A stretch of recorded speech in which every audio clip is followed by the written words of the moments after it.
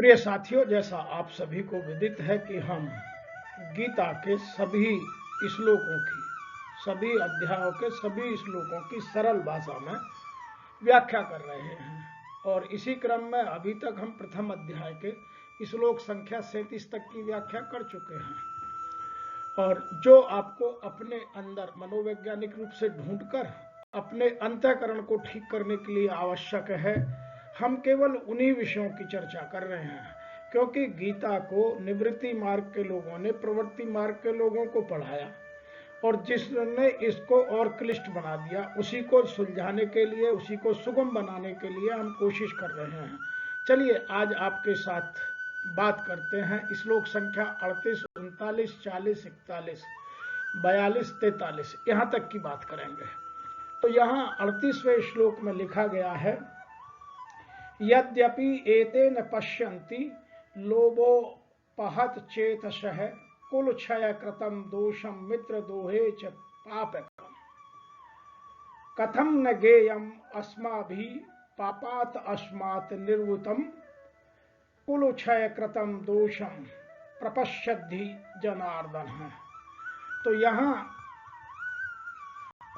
अर्जुन जो कह रहे हैं, अनुराग जो हमारी आत्मा से, हमारे जो विजडम है उससे कह रहे हैं कि यद्यपि लोभ से अभिभूत विचारधारा के कारण वे मीन्स दुर्योधन आदि या दुर्योधन की सेना, या यूं कहिए जो लोग पाप से ग्रसित हैं, दूषित जिनका मन है, जिनमें राक्षसी प्रवृत्तियों ने या असुरी संपदा ने अपना प्रभाव जमा लिया है, वो लोग स्वजनों के विनाश या उनका प्रतिशोध के कारण और अपने मित्रों के साथ विश्वासघात करने में कोई दोष नहीं देखते हैं, लेकिन मैं देखता हूं। देखिए कितना विरोधाभास है। और जब हम भ्रम की स्थिति में रहते हैं तो यह विरोधाभास बार बार हमें आगे बढ़ा देता है। और गीता में यही कुछ द्वंद्व है, भ्रम है, अज्ञान है, संयम है, इन सब की चर्चा बार बार होती रहेगी। तो यहां जब हम भ्रम में फंसे रहते हैं और आज भ्रम जानबूझकर फैलाया जाता है समाज में, तो जब तक हम भ्रम में रहेंगे तब तक हम अपने अंदर के अंतःकरण को ठीक कर ही नहीं सकते। इसीलिए यहां भ्रमवश अनुराग रूपी अर्जुन आत्मा या विवेक रूपी या विजडम रूपी श्री कृष्ण से अपने विचारों को बताने की कोशिश कर रहा है। और वह कह रहा है कि ये अपने स्वजनों का, ये अपने परिवारजनों का विनाश या प्रतिशोध करने में या अपने मित्रों के साथ विश्वासघात करने में कोई बुराई नहीं देखते, लेकिन मैं बुराई देखता हूं। हे जनार्दन, जब हम स्पष्टतः अपने बंधु बांधवों का वध करने में कोई अपराध दिखाई देता है, तब हम ऐसे पाप कर्म को क्यों करें, ऐसे पाप कर्म से क्यों न दूर रहें। देखिए यहां दो द्वंद्व हमको और आपको देखने को मिल रहे हैं।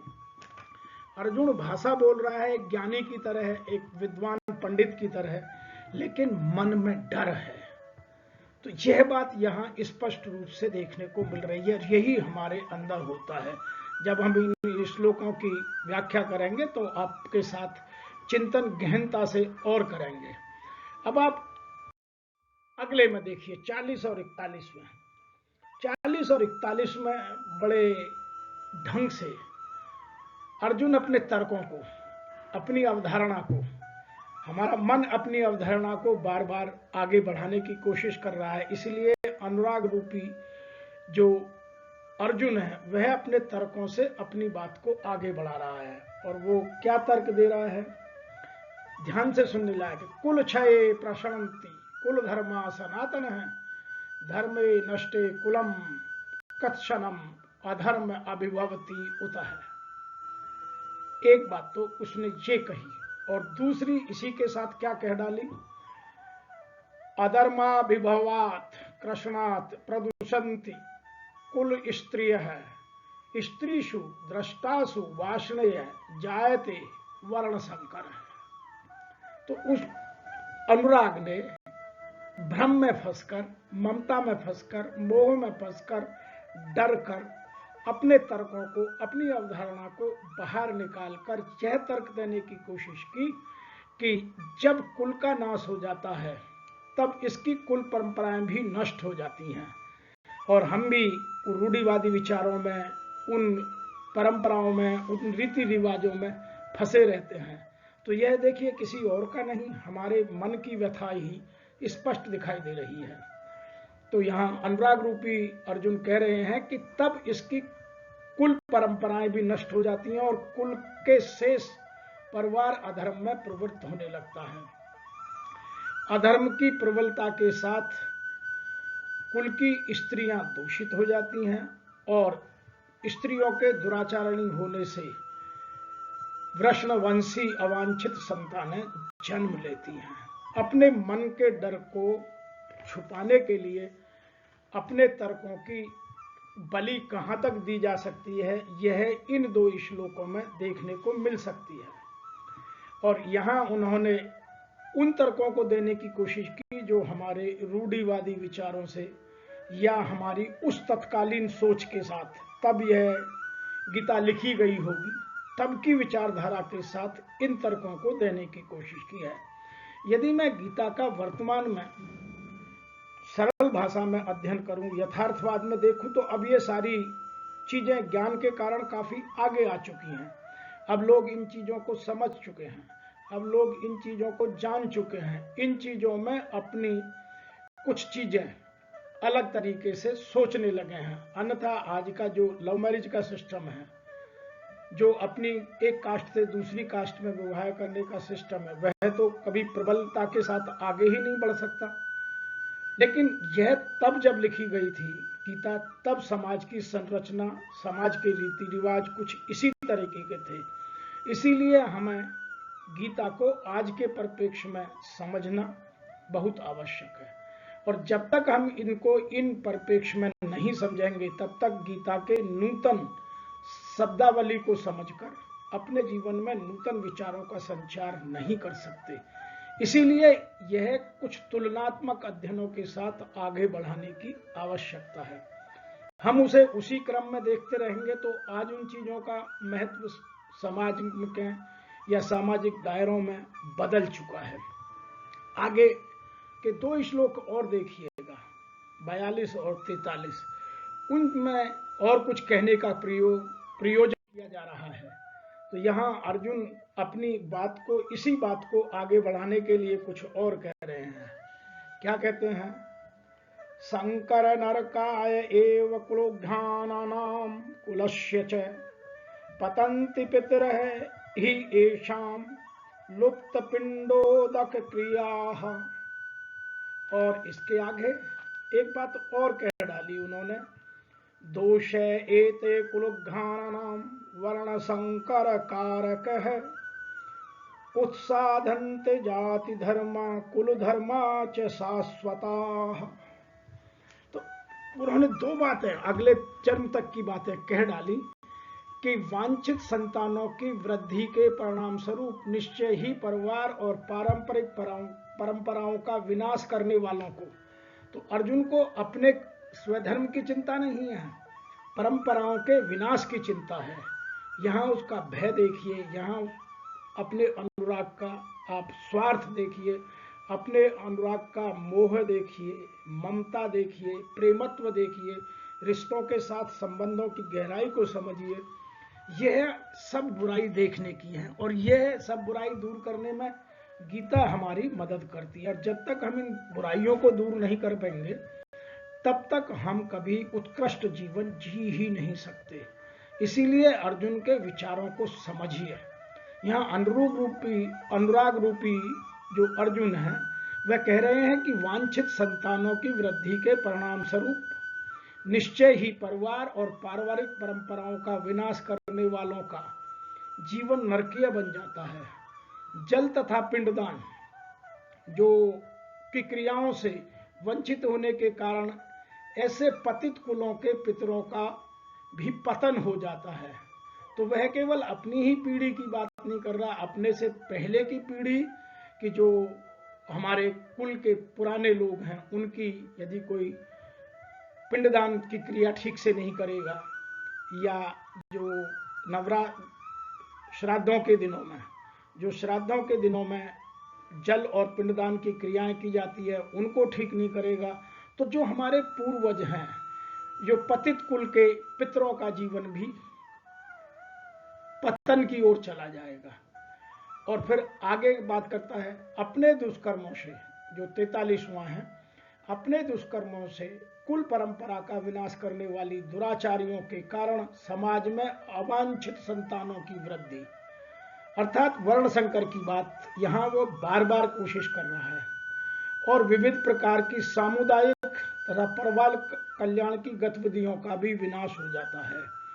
तो बार बार अर्जुन अपने स्वधर्म को भूलकर दूसरों की बुराई देखने में लगा हुआ है, और यही हमारे जीवन में हम करते हैं कि हम अपनी कमियों को नहीं ढूंढते, हम सदैव दूसरों की कमियों को देखने का प्रयास करते हैं कि मेरे अपनी कमी को छुपाने के लिए मैं दूसरों में कमियां निकालता रहूं, तो लोगों का ध्यान दूसरों की तरफ रहेगा और मैं सेफ रहूंगा। मैं यहाँ कुछ चीजें जो हमारे जीवन में रोजाना घटती हैं उनको कहना चाहता हूं। नंबर 1, मनुष्य की दृष्टि जब तक दूसरों के दोषों की तरफ देखती है तब तक उसे अपने दोष दिखाई नहीं पड़ते।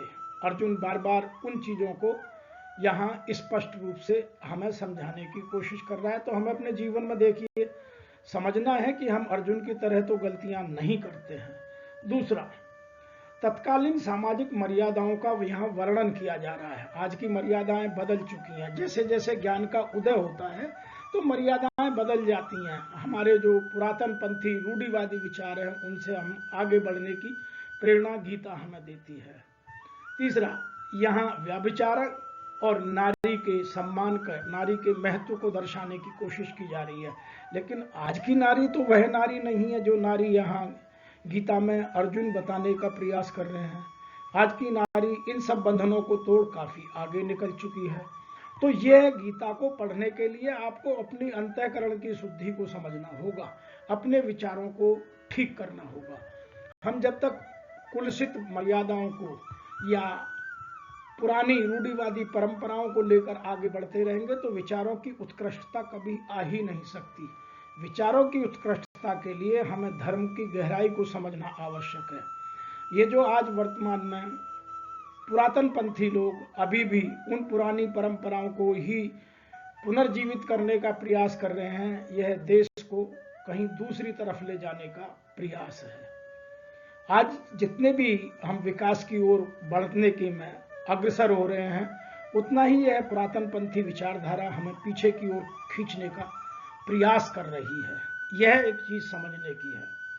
तीसरा, तामसी बुद्धि के कारण अकर्तव्य और कर्तव्य का तथा कर्तव्य और अकृत्य का, तो इन दोनों का, अकर्तव्य का बोध हम भूल जाते हैं।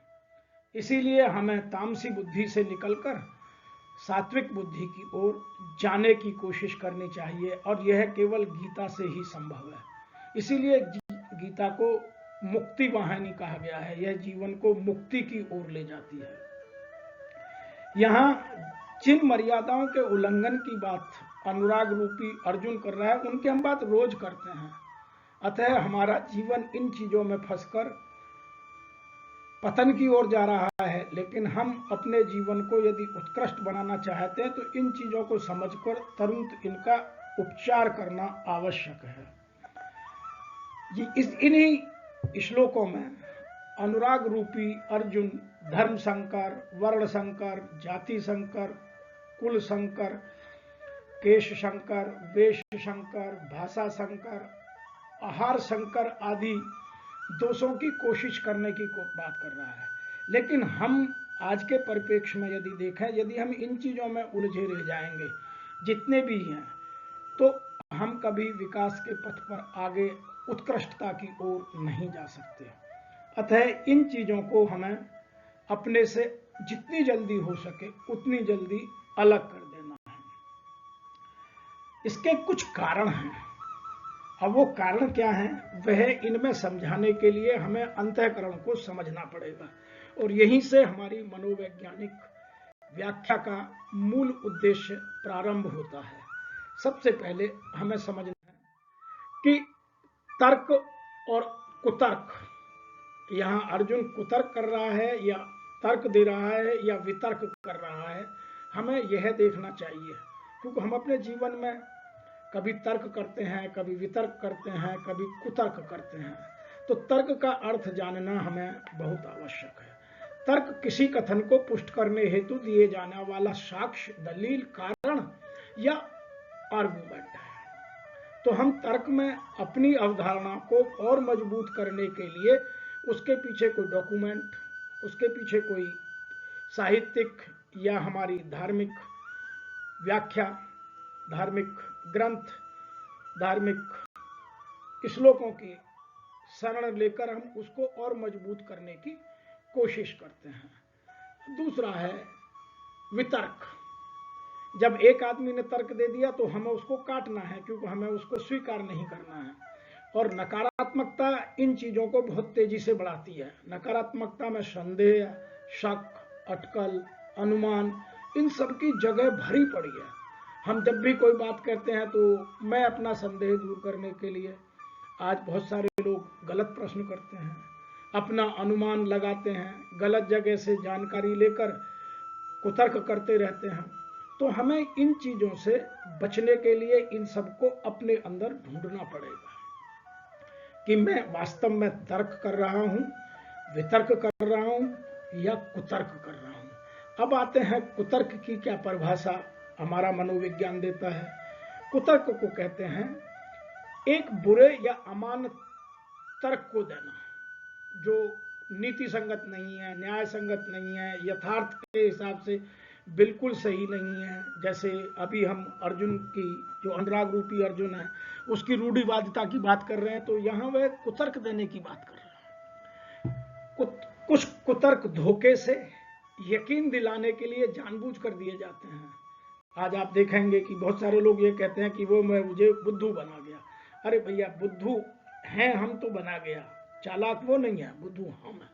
क्योंकि हम दूसरे के तर्क को या अपने तर्क को, अपनी दलीलों को, अपने विचारों के महत्व को ठीक से नहीं समझते, दूसरे हमारे ऊपर अपने विचारों को थोपते चले जाते हैं, और हम लापरवाही से या अज्ञानता के कारण अनजाने में उन्हें स्वीकार करते चले जाते हैं।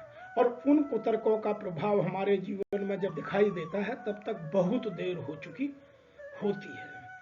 आइए अब इन चीजों को और गहराई से समझने के लिए एक अगले चार्ट के माध्यम से इन चीजों को समझते हैं कि हमें अपने जीवन में सबसे पहले समस्या को पूरी तरह से समझना आवश्यक है कि मेरे अंदर समस्या क्या है। मैं अपने किस जीवन को, मैं अपने धार्मिक जीवन को, मैं अपने सामाजिक जीवन को, मैं अपने राजनीतिक जीवन को, मैं अपने राष्ट्रीय जीवन को, मैं अपने प्रोफेशनल लाइफ को, कौन सी चीज को मैं विश्लेषित करना चाहता हूं, किस चीज के किन विचारों को मैं ठीक करने की कोशिश कर रहा हूं। पहले उस समस्या को समझें, फिर उसका विश्लेषण करें। अब विश्लेषण कैसे करना है अभी आपको समझाने की हम मनोवैज्ञानिक तरीके से कोशिश कर देंगे। और विश्लेषण में अपनी कमियों को ढूंढना है, और जब कमियां मिल जाए तो फिर उनका सॉल्यूशन, समाधान निकालना है। और ये एक मनोवैज्ञानिक सटीक प्रक्रिया है कि हम सबसे पहले समस्या को समझें, समस्या का विश्लेषण करें, उसमें से समस्या को अपनी समस्या को ढूंढें और फिर उसका निदान करें, उसका समाधान करें।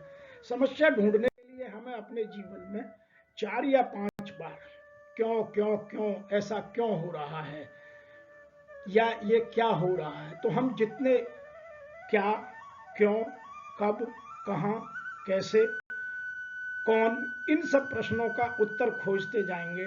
और एक ही प्रश्न को लगभग एक ही, या तो हम क्यों को ही बात करें या क्या को बात करें कि मेरे जीवन में ये क्यों हुआ, वो कौन कौन से कारण हैं जिनको मैं क्यों नहीं दूर कर पाया। तो जब आप देखेंगे तो 4 या 5 बार करने के बाद हम समस्या की गहराई तक, जिसको बोलते हैं डीप एनालिसिस ऑफ प्रॉब्लम, वहां तक पहुंच जाते हैं। तो जो सुपरफिशियल या रूढ़िवादी विचार हैं वो हमसे दूर भागने लगते हैं।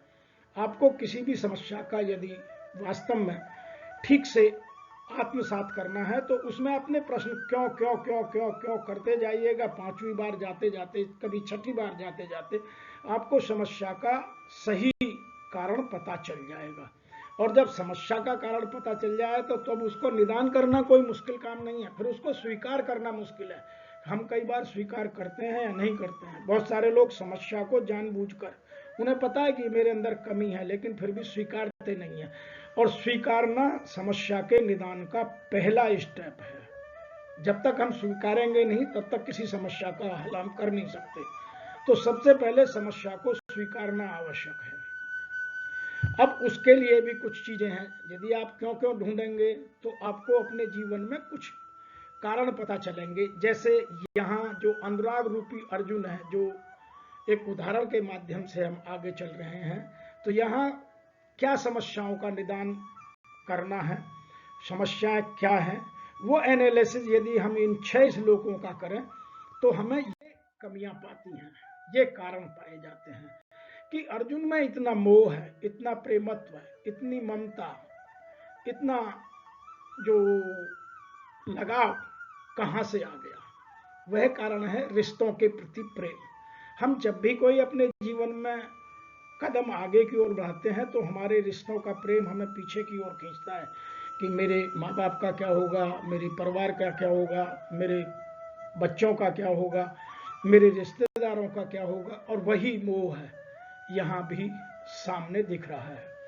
यदि आप ठीक से आध्यात्म की ओर चलना चाहते हैं तो आप देखिए, जो बातें गीता कहती है वही बातें रामचरितमानस में भी स्पष्ट रूप से कही गई हैं। इसका उत्तर देने के लिए बाबा तुलसीदास ने बिल्कुल स्पष्ट है, वहां सुंदरकांड में एक चौपाई लिखी है, जननी जनक बंधु सुत दारा, तनु धन भवन सुहृदय परिवारा, सबके ममता त्याग बटोरी, मम पद पनहि बांध बर डोरी। कि मेरी माता, मेरे पिता, मेरे बंधु बांधव, सुत दारा, मैं इन सब को और तन को, धन को, भवन को, जितनी भी मेरे सुहृदय में बसी हुई चीजें, मैं सबको एक जगह इकट्ठी करके और एक इनकी रस्सी बनाकर अपने से दूर कर देना चाहता हूं। और यही बात यहां गहराई के साथ अर्जुन भगवान श्री कृष्ण से अर्थात आत्मा के सामने रख रहा है, हमारा अनुराग रूपी मन। तो हमें अपने अंदर की इन चीजों को समझकर ठीक करने की आवश्यकता है, पहला कारण। दूसरा कारण है परंपराओं का प्रभाव। जो अनुराग रूपी अर्जुन है वह अपने उस तत्कालीन परंपराओं को आगे बढ़ाने की बात कर रहा है। इसीलिए वह कभी कुल धर्म की बात करता है, कभी जाति धर्म की बात करता है, कभी वर्ण संकर की बात करता है। वह इन चीजों से बाहर आने के लिए अपने उत्कृष्ट विचारों को आगे नहीं बढ़ने देता है। तीसरा कारण है, अर्जुन अपने आप को कर्ता मान बैठा है कि मैं यह सब कर रहा हूं, मैं करूंगा तो ये होगा। तो वह मैं से बाहर नहीं आ रहा है और मैं सब स्वार्थ की ओर हमें ले जाता है। और नंबर 4 है रूढ़िवादी विचार। हम जैसे जैसे आगे बढ़ते हैं हमारे विचारों में परिवर्तन आना आवश्यक है। मैं आपको एक और उदाहरण यहाँ देना चाहता हूँ कि जब आप देखेंगे हमारे जीवन में किस तरह से बदलाव आता है। जब हम बच्चे होते हैं तो हमें जो फिजिकल चीजें होती है उनसे बहुत लगाव होता है। जैसे बच्चों को खिलौना दे दीजिए, वो मान जाएंगे, थोड़ी देर खेलेंगे फिर चुप हो जाएंगे। लेकिन जब हम बच्चे से बड़े होते हैं तब हम खिलौना नहीं, हमारी फिजिकल चीजें छूट जाती हैं। हमारी मोटरसाइकिल की, हमारी साइकिल की, हमारी खिलौनों की चाह पीछे रह जाती है और हम भावनात्मक चीजों को चाहने लगते हैं। अर्थात हम इमोशनल हो जाते हैं युवा अवस्था में आते आते। तो हमें तब फिजिकल नहीं चाहिए, तब हमें इमोशनल लगाव चाहिए, तब हमें प्रेम चाहिए, तब हमें कैरियर चाहिए, तब हमें ग्रोथ चाहिए, तभी हमें रेस्पेक्ट चाहिए। तब हम फिजिकल से हट जाते हैं। लेकिन जैसे जैसे हम आगे और आते हैं जीवन में, जब हम विवेकशील हो जाते हैं, जब हम ज्ञानवान हो जाते हैं, तो तब हमें ना तो बचपन जैसा फिजिकल अटैचमेंट रह जाता है, ना ही हमें इमोशनल अटैचमेंट रहना चाहिए। और हमें जाना कहाँ चाहिए, तब हमें वास्तव में आध्यात्म की ओर चला जाना चाहिए। और आध्यात्म का सीधा संबंध है हमारी बौद्धिकता से, इंटेलेक्चुअल लेवल हमारा कितना बढ़े। जब भी हम यदि बचपन जैसी चीज़ों से जो फिजिकल हैं या इमोशनल हैं उन्हीं से लगाव रखते हैं, तो फिर हम कभी भी इंटेलेक्चुअल या स्पिरिचुअल हो ही नहीं सकते। यदि हमें वास्तव में आध्यात्म को समझना है तो फिजिकल अटैचमेंट और इमोशनल अटैचमेंट, जिसको अनुरक्ति बोलते हैं, जिसको बोलते हैं कि हम आसक्ति को छोड़ दीजिए, वो छोड़ना परमावश्यक है। और यही कारण है कि वह अपने इन चीज़ों को ठीक से ना समझकर अनुराग रूपी अर्जुन इस तरह के कारणों में फंसा हुआ है। यही हमारे जीवन की सच्चाई है।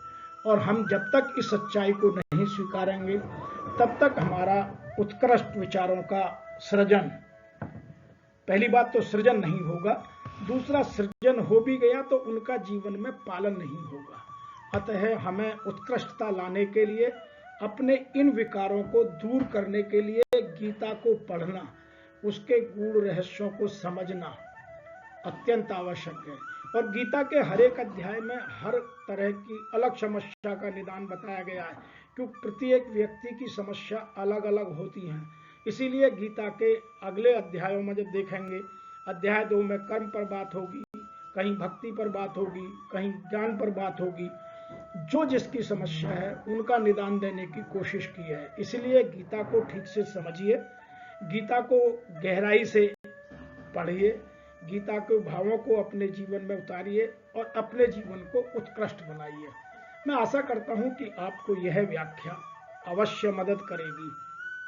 आप मेरे प्रत्येक वीडियो को ठीक से सुनें, समझें, और यदि अच्छे लगते हैं तो लाइक करें, चैनल को सब्सक्राइब करें और अपने प्रेमी जनों तक, अपने मिलने जुलने वालों तक, अपने परिवारजनों तक, जिनका भी आप उत्कृष्ट जीवन बनाना चाहते हैं उन तक अवश्य पहुंचाइए। दूसरा, जितनी जल्दी युवा वर्ग इन चीज़ों को समझकर आगे बढ़ेगा उतनी जल्दी ही वह उन जो कुरीतियां हैं, जो बुराइयां हैं, जो उसके अंदर असंगतियां हैं, विसंगतियां हैं, वो सब दूर होकर जीवन की उत्कृष्टता का प्रवेश होगा। उतना ही वह अपने करियर में, अपने प्रोफेशन में, अपने जीवन में उत्कृष्टता का प्रभाव देखने को आगे बढ़ेगा।